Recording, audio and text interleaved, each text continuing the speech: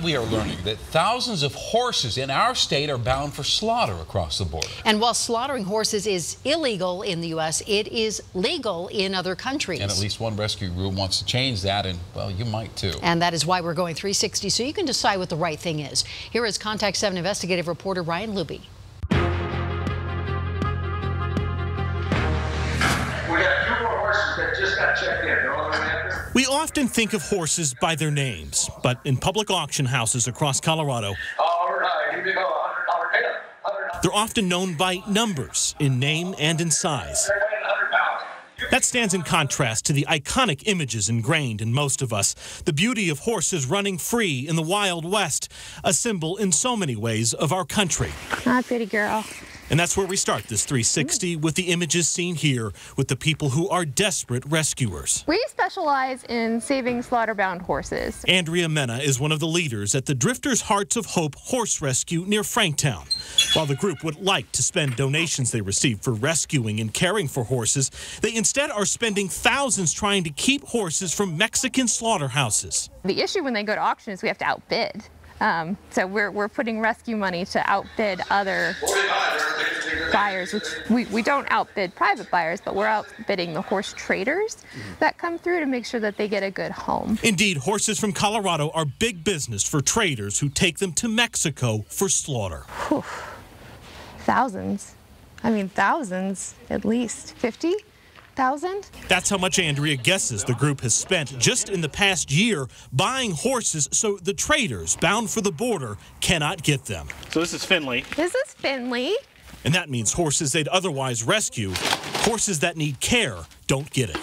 We see them as a symbol of the West. We see them as companions. We don't necessarily see them as food. That's where this 360 takes a sharp 180.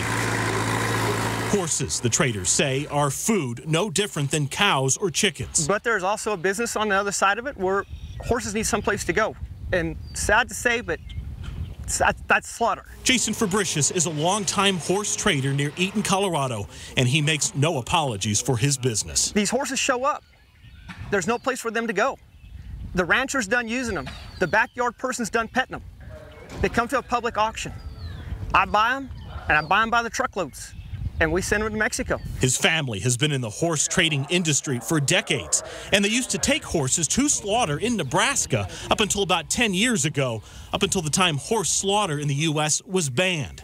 Now it's in Mexico. This horse right here, that was a stray. This one right here, this little one? Yep, it was a stray for the state of Colorado. How do you respond to the criticism from people who feel like you're the Antichrist in some ways? I guess I don't know how to explain it. You just got to let it roll off your back.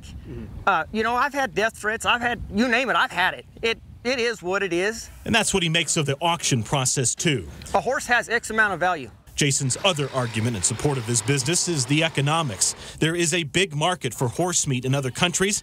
He is buying the horses fair and square. It's a public auction. Feel free to bid.